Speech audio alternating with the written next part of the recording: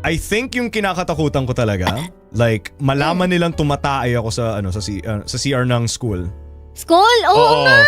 Yun yung yung I'm like, oh fuck. CR lang po ako, so I take a quick shit. Like, binibilisan ko yung pagkatae ko. Ganon. Kasi, like, kapag nag-CR ka matagal, everyone would think, nako, tumatae to. This guy's like taking a shit. Like, so, ginagawa ko, sige, CR lang po ako, tapos takbo ko, tapos parang... Wait, since binibilang mo, what is the specific time frame?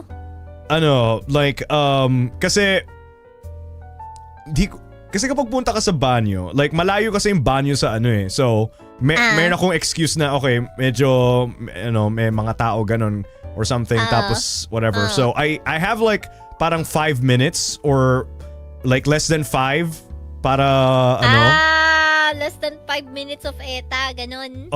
Or sometimes even faster. Like just a little bit na ilabas para hindi parang hindi at least masyado masakit yung yung chan ko or something. Tapos balik ako sa balik ako sa classroom. Hopefully no one knows na umeta ako sa CR. Oo. I mean, buti naman. Buti naman every day. Wala nagsabi sa'yo. Wala nagsabi pero mabait lang sila. Naiiyan lang sila sabihin na Tumae to. Tumae to. Tumae to, ng baho eh. May ass smelling inspection day, sa school. Bro, that happened to me when not me, sorry. That's to me. When I was in elementary, that actually happened to one of my classmates na parang may ass inspection. Oh my God. Kasi what?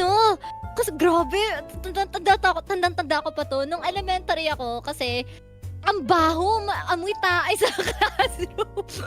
Oh, fuck. Tapos yung teacher nagalit, parang sabi, sino to ba sa classroom? Parang ganun. Siyempre, bata ka, ba't ka aamin, di ba? So ginawa ng teacher, lahat tayo, patingin ng Putang inang, what? Oo, gago. Like pinatayo kami lahat, tapos pinapaamoy yung upuan, pati yung patan. Tang inang guro yan. Diba? Ang gago ng mga teacher ko nun. Tapos, syempre, it's not me. It's my classmate story. Tang inang commenter to, that's awesome. That's awesome. That's awesome. Wow, ang galing. I wish that would happen to my school. Like, pinapahiya yung mga estudyante. Like, okay. Tuwad. Yeah. Paamoy. Yeah, tapos ang crazy pa, hindi yung teacher yung umamoy, pinaamoy niya pa sa ibang sa ibang estudyante. Diba? Tangina, ikaw na nga yung magpapagalitan tapos sa ibang estudyante mo papapaamoy yung tae ng kaklase niya. Like, what the hell? What the fuck?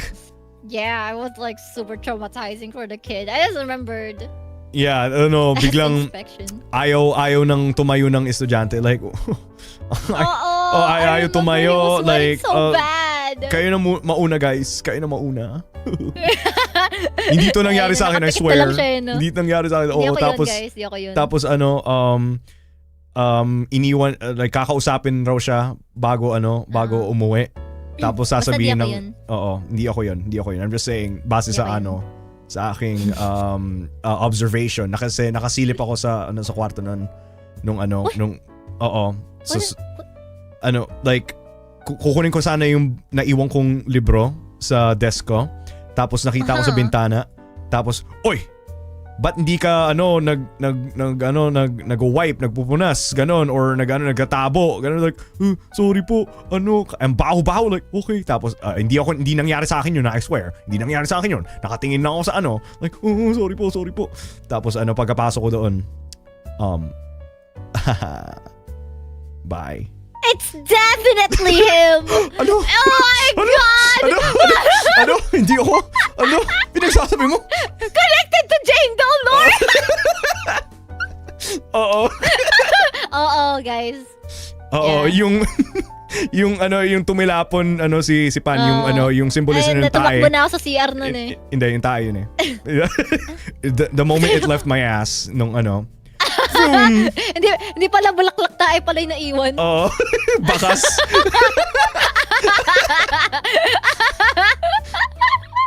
Tangina, kadiri. Wala naman ang cover natin, kadiri na. Oh. Smelly.